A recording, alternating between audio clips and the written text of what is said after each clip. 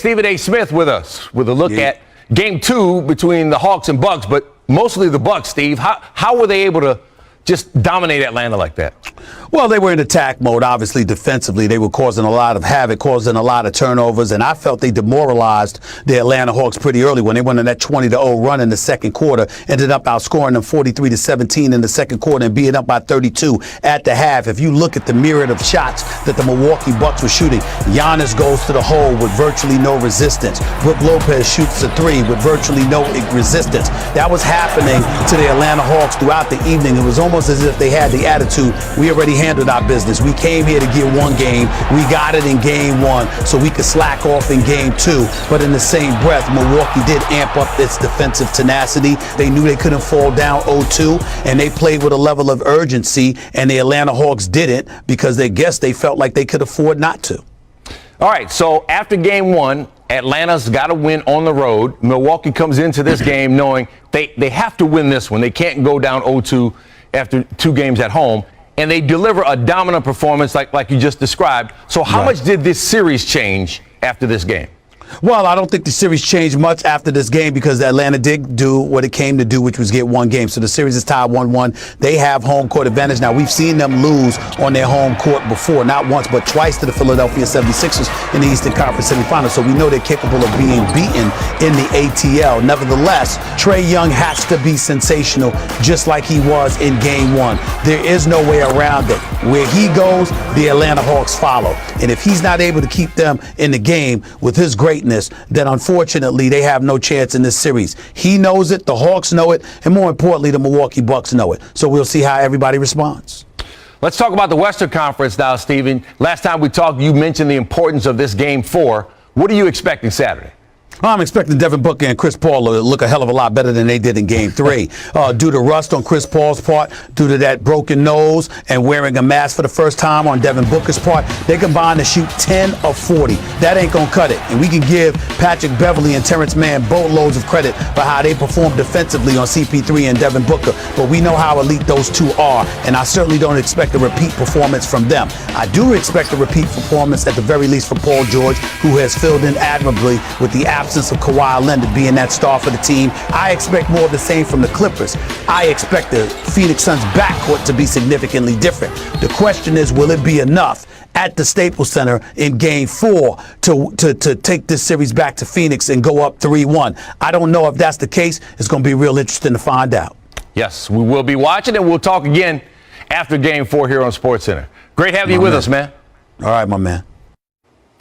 All right, Friday night. The Clippers are attempting their third second down 2-0 comeback in this series. Can they pull it off? LA has a 9-1 record after games 1 and 2 with 5 double-digit wins when trailing by multiple games. Game 4 is tomorrow night on ESPN. Stephen A., is this more about the Suns or the Clippers? I'm going to let Max go first on this. Go ahead, Max. Well, it's the Clippers. I'm going to say the Clippers, and I'll save CP3 and Devin Booker for you. But this is the Clippers. This is Ty Lue. You got to give it to the guy. It's not like he didn't coach well in the first 2 games, considering he didn't have his best player, and they lost by the skin of their teeth on the road, in front of a raucous crowd. Stephen A. is complaining their crowd isn't good, but the Phoenix crowd was good. And they won. They came within a possession of winning both games, really. And that's Ty Lue. In the last series, he goes to the small ball lineup, Nick Batum. And in this series, he realizes, wait, I got to get bigger. Puts in Zubac, right? But then it's not just, well, okay, fine, I've made this one substitution, basically, or changed the rotation a little bit. What happened last night that was even different from Game 2? It was a very close game. It's Zubac and Morris off the bench. There's no Boogie Cousins in the rotation. There's Terrence Mann defensively getting an enormous assignment. There's Patrick Beverley. So first it's the in-game adjustments and the in-series adjustments. But then it's also, Stephen A., the confidence Ty Lue instills in his team.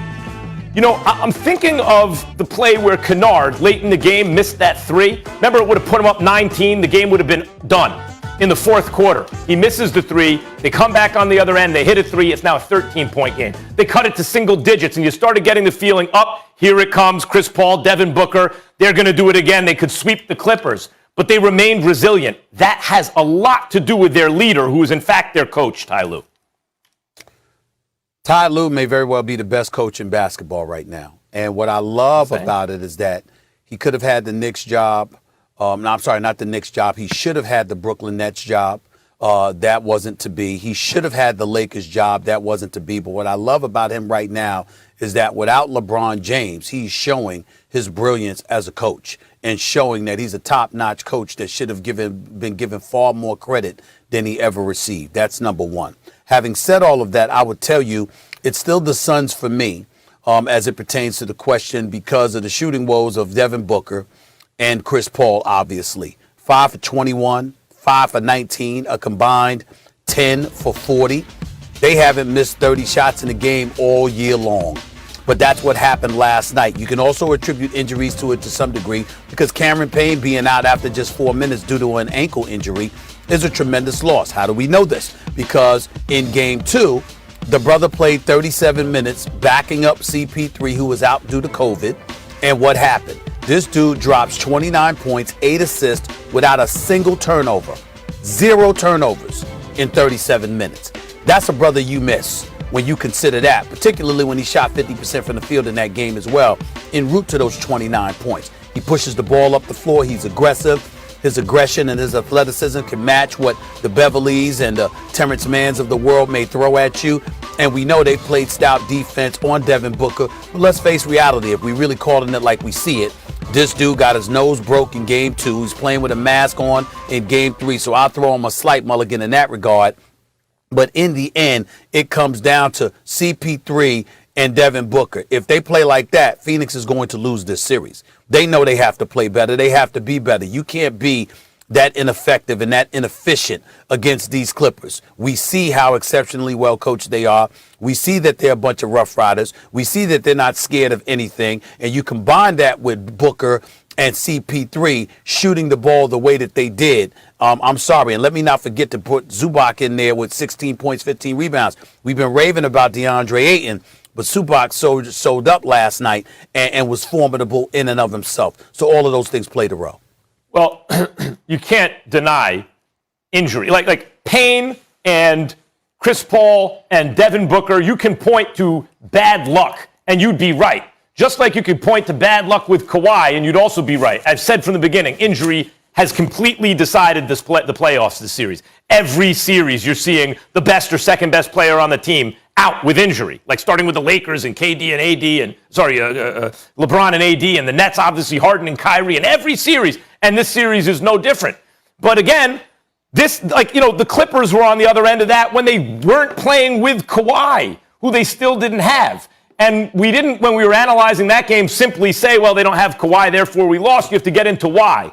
You're absolutely right to say Devin Booker shows up basically with a broken face and a face mask. It probably affected his shooting. Chris Paul comes off of health and safety protocols, or did he have COVID? I don't know. But clearly he was affected. He was rusty. He was not the usual Chris Paul. Cameron Payne hurt him earlier, and if he's not all those things are true. Then the question is, what are you going to do about it? Are you prepared for the opportunity? And a lot of other coaches, Stephen A., other than if it's not Ty Lue, don't have the courage to make those kind of adjustments, the courage of their convictions, and say, nope, we're going to change this right now. Ty Lue does, and he's not afraid to. We think about, and we're going to talk about this later in the show, but the Philadelphia 76ers, do they lose that series if Ty Lue is their coach? Well, probably not, because Ty Lue probably would have benched Ben Simmons. So that's something that's worthy of pointing out. I don't know the answer to that question, but what I will tell you is this. When you look at these playoffs, we got a Clippers team. Just like I said, these playoffs, are injuries aside, these playoffs have been incredibly thrilling. Right now, you're night to night. We're looking at the Atlanta Hawks, and I said to you the other day, they could win the championship. Well, guess what? So could the Clippers without Kawhi Leonard. I don't see him winning the championship without Kawhi, Stephen A. I didn't say I see it, man. I said they could. That's all I'm trying to say. Everything's up for grabs. And what I mean is everything's up for grabs because right now, let's say, for example, Atlanta. Suppose Atlanta beats Milwaukee, and then the Clippers end up upending Phoenix. And then you got those Rough Riders putting the same kind of defense on Trae Young that we saw them do against Devin Booker over the last 2 games, or to a lesser degree CP3 last night. All I'm trying to say is that it's really up for grabs, and you don't know, which makes it very exciting. If they can win a championship without Kawhi, put Ty Lue in the Hall of Fame right now. Stephen A., the reason I brought up the Clippers is who was their last coach? Doc Rivers. If Doc was the coach of the Clippers, they'd be down 0-3 right now. Interesting point. We'll get into that a little bit later. The other part that's interesting, Stephen A., it's all up for grabs. We also have 4 teams that haven't won a chip since the merger, which is, I think, 76. We'll keep it rolling.